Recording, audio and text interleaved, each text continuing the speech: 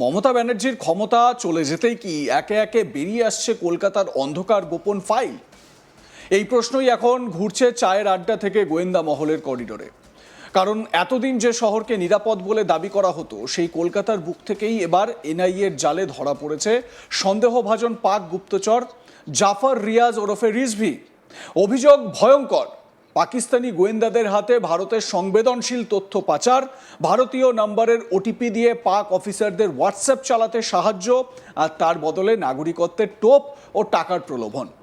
প্রশ্ন উঠছে, এত বড় নেটওয়ার্ক কি রাতারাতি তৈরি হয়েছিল, নাকি বছরের পর বছর রাজনৈতিক ছত্রছায়াতেই শহরের ভিতরে গড়ে উঠছিল এক নিঃশব্দ স্লিপার সেল? কলকাতার গলিতে গলিতে কি এতদিন ধরে নিঃশব্দে তৈরি হচ্ছিল এক স্লিপার সেল? প্রশ্নটা এখন আর নিছক সিনেমার চিত্রনাট্য নয়, কারণ শহরের বুক থেকেই এবার এনআইএর জালে ধরা পড়েছে জাফর রিয়াজ ওরফে রিজভি। অভিযোগ ভয়ঙ্কর। পাকিস্তানি গোয়েন্দাদের হাতে ভারতের সংবেদনশীল তথ্য পাচার, ভারতীয় নম্বরের ওটিপি দিয়ে পাকিস্তানি অফিসারদের হোয়াটসঅ্যাপ চালাতে সাহায্য, আর তার বিনিময়ে নাগরিকত্বের টোপ ও টাকার লোভ।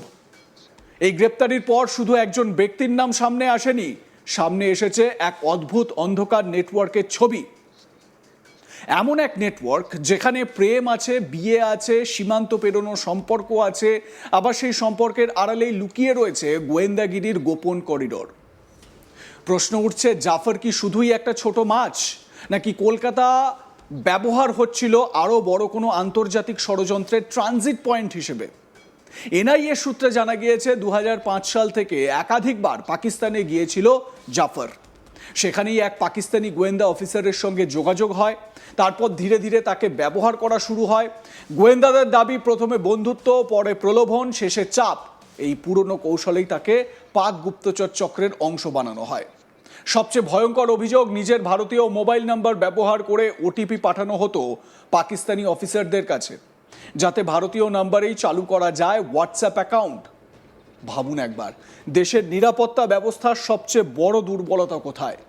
বন্দুক নয়, বোমা নয়, একটা ওটিপি। আজকের ডিজিটাল যুগে যুদ্ধ আর শুধু সীমান্তে হয় না, যুদ্ধ হয় মোবাইলের স্ক্রিনে, হোয়াটসঅ্যাপের কল লিস্টে, টেলিগ্রামের চ্যাট বক্সে। আর সেই ডিজিটাল যুদ্ধের সৈনিক হয়ে উঠছিল কলকাতারই এক ব্যক্তি। এমনটাই অভিযোগ কেন্দ্রীয় তদন্তকারীদের। আর এখানেই শুরু হয়েছে সবচেয়ে বড় রহস্য।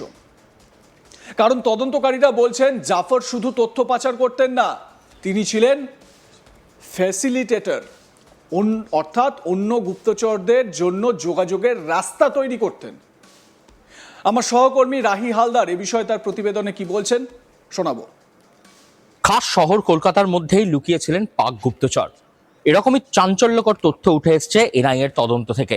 এবং ইতিমধ্যেই সেই পাক গুপ্তচর তাকে কিন্তু আটক করে বা তাকে গ্রেপ্তার করে নিয়ে গেছে এনআইএ। যার বিরুদ্ধে এই অভিযোগ উঠেছে তার নাম হচ্ছে জাফর রিয়াজ। তাকে কলকাতার এন্টালি এলাকা থেকে এনআইএ, ন্যাশনাল ইনভেস্টিগেটিং এজেন্সি, তারা কিন্তু একে গ্রেপ্তার করে নিয়ে গেছে। এবং এই যে জাফর রিয়াজ, তিনি বিবাহিত একজন ব্যক্তি, তার দুই বাচ্চা রয়েছে। তার বউয়ের নাম হচ্ছে রাবিয়া রিয়াজ। তারা কিন্তু কলকাতার এন্টালিতে কিন্তু বসবাস করতেন। তার স্ত্রী হচ্ছে একজন পাকিস্তানি মহিলা। এবং বেশ 2012 সালের পর থেকে, যেরকমটা সূত্র মারফত খবর পাওয়া যাচ্ছে, 2012 সালের পর থেকে এই জাফর রিয়াজ তার স্ত্রী এবং বাচ্চাকে লাহোরে রেখে আসেন। তারা সেখানেই থাকে। তারপর মধ্যেই কিন্তু তিনি দীর্ঘ কয়েকবার পাকিস্তানে গিয়েছিলেন। এবং ইনি কি কারণে তাকে এনআইএ আটক করলো, সে কারণ শুনলে কিন্তু একেবারে যে কোনো সাধারণ মানুষের চক্ষু চড়ক গাছ হয়ে যাবে। কারণ এই জাফর রিয়াজ তিনি প্রেমের ফাঁদ তৈরি করতেন। কাদের ওপরেই প্রেমের ফাঁদের প্রলোভন ফেলতেন? তারা হচ্ছেন ভারতীয় সেনা জওয়ান। তাদের ওপরেই কিন্তু প্রেমের ফাঁদ। তিনি ভারতীয় হোয়াটসঅ্যাপ, যে ভারতীয় নাম্বার, সেই নাম্বার থেকে হোয়াটসঅ্যাপ অ্যাক্সেস করতে দিতেন পাক গুপ্তচরদের। এবং পাকিস্তানে বসে সেই পাক গুপ্তচর সংস্থা, তারা নিজেদের আধিকারিকরা, তারা ভারতীয় মহিলাদের ছবি দিয়ে এবং সেখানে যে ওটিপিটা দরকার, সেই ওটিপি তিনি এখান থেকে পাঠিয়ে দিতেন মোবাইল মারফত। তাহলে গিয়ে সেখান থেকে পাকিস্তান থেকে তারা সেটা অ্যাক্সেস করতে পারতো এবং ভারতীয় যারা সেনা জওয়ান রয়েছে তাদের সঙ্গে প্রেমের ফাঁদ তৈরি করতো সুন্দরী মহিলাদের ছবি দিয়ে। এবং তারপরে তাদের থেকে গোপন তথ্য হাতানোর যে প্রচেষ্টা, সেই প্রচেষ্টা চালাতো। এবং এই যে জাফর রিয়াজ, একে কিন্তু কলকাতার একদম শহর কলকাতার এন্টালি থেকে ধরা হয়েছে এবং এর বিরুদ্ধে আরও অভিযোগ রয়েছে। এর আগেও একাধিক ক্ষেত্রে তাকে পাকিস্তানে তাকে যাওয়ার জন্য কেন যাচ্ছিলেন তিনি বারবার ঘন ঘন ঘন তিনি পাকিস্তান যেতেন, পাকিস্তানে গিয়ে সেখানে গিয়ে তিনি একটা দীর্ঘ সময় কাটাতেন। যেটা যেটা সূত্র মারফত খবর উঠে আসছে, এন্টালির বাসিন্দাই এই যে জাফর রিয়াজ, তিনি আগে একটি জুতোর ব্যবসা করতেন এবং সেই জুতোর ব্যবসা করাকালীন সময় তিনি বিবাহ সম্পন্ন করেন পাকিস্তানের নাগরিক রবিয়া রিয়াজের সঙ্গে। তারপরে তিনি কিন্তু তার স্ত্রীকে নিয়ে এন্টালিতেই বসবাস করছিলেন এবং পরবর্তীতে তিনি এন্টালি থেকে তার 2012 সালে তার জুতোর ব্যবসা কোনো কারণে বন্ধ হয়ে যায়, কিংবা তিনি জুতোর ব্যবসার আড়ালেই অন্য কিছু করছিলেন। তখন তিনি ঘন ঘন যাতায়াত করতে থাকেন পাকিস্তানে এবং পাকিস্তানের গুপ্তচর প্রবৃত্তি করার জন্য তাকে প্রভোগ করা হয় এবং তিনি সেখানে সেই প্রভোগে পা দেন এবং পা দিয়ে কিন্তু ভারতীয় হয়ে তিনি ভারত বিরোধী কাজ করেন। পাকিস্তানের সঙ্গে তিনি কিন্তু একেবারে তাদের যে গুপ্তচর সংস্থা তাদের সঙ্গে তিনি নিয়মিত যোগাযোগ রাখতেন এবং আরো অনেক তথ্য উঠে আসছে এখান থেকে।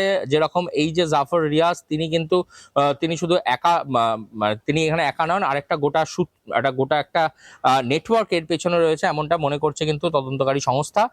এবং আরো কয়েকটি বিষয় যেগুলো উল্লেখযোগ্য বলে মনে করা হচ্ছে ইতিমধ্যেই, যে এই যে ব্যক্তি যার নাম উঠে এসেছে এই তদন্তর মধ্যে থেকে, তার বিরুদ্ধে কিন্তু ইউএপিএ মামলা ইতিমধ্যেই, মানে রাষ্ট্রদ্রোহিতার যে মামলা, সেই মামলা কিন্তু দায়ের করা হয়েছে। কারণ তিনি ভারতীয় শত্রু দেশের কাছে ভারত দেশের নিরাপত্তা সংক্রান্ত যে জট সেটা তৈরি করার তিনি চেষ্টা করছিলেন।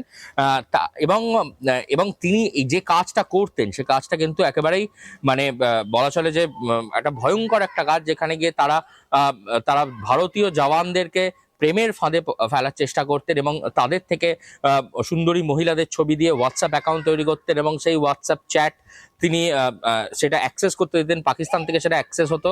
তার মহিলা এবং তার স্ত্রী এবং তার 2 ছেলে মেয়ে রয়েছে, এক মেয়ে রয়েছে এবং এক ছেলে রয়েছে।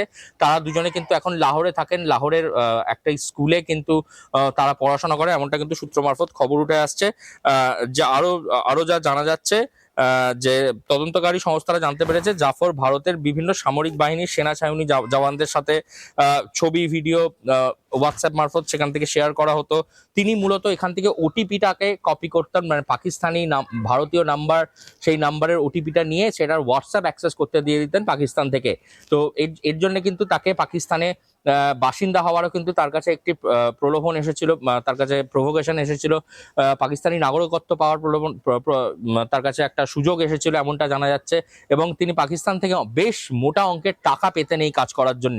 এই যে গুপ্তচর এতদিন ধরা পড়েনি, বাংলার বুকে শহর কলকাতা, খাস কলকাতা এন্টালি এলাকা, সেই এলাকাতে কিন্তু এরকম পাক গুপ্তচর ঘুরে বেড়াচ্ছিল সে। এবং যদিও বা পরবর্তীতে এন্টালি ছেড়ে কিন্তু সে পাঞ্জাব, হরিয়ানা এই বিভিন্ন জায়গাতেও তাকে সে চলে যায়, তাকে স্ট্রেস করতে থাকে পুলিশ। পরবর্তীতে মাফ করবেন এনআইএ, পরবর্তীতে তদন্তকারী সংস্থা কিন্তু তাকে আবার এখান থেকে আটক করেছে এবং কলকাতা থেকে তাকে ধরে নিয়ে যাওয়া হয়েছে। এন্টালির এই বাসিন্দার এই যে পাক গুপ্তচর বৃত্তি, তা ইতিমধ্যেই কিন্তু একেবারে হইচই ফেলে দিয়েছে। কারণ দেশের নিরাপত্তার প্রশ্ন যেখানে দাঁড়িয়ে থাকছে, সেখানে দাঁড়িয়ে এই ধরনের একটা ঘটনা, এই ধরনের বলা চলে আইএসআই সঙ্গে যুক্ত থাকা স্লিপার সেল, যারা একটা কমিউনিকেটরের কাজ করে দিতেন দুই দেশের মধ্যে, এদিক থেকে তথ্য নিয়ে তারা ওদিকে সাপ্লাই করতেন এবং প্রেমের ফাঁদ তৈরি করতেন, ভারতীয় জওয়ানদের জন্য প্রেমের ফাঁদ তৈরি করতেন। সেই ফাঁদেই পা দিয়ে কিন্তু অনেক তথ্য যা ভারত থেকে পাকিস্তানে চলে যেত। তবে তদন্তকারী সংস্থা তারা খতিয়ে দেখছে এটি শুধুমাত্র এই যে গোটা র্যাকেট, সেই র্যাকেটকে ধরার চেষ্টা চালাচ্ছে। ইতিমধ্যেই কলকাতা থেকে একজনকে কিন্তু আপাতত ধরা হয়েছে। আপনাদের মতামত জানাতে ভুলবেন না। দেখতে থাকুন আজ তাক বাংলা, সাবস্ক্রাইব করুন আমাদের ইউটিউব চ্যানেলটি।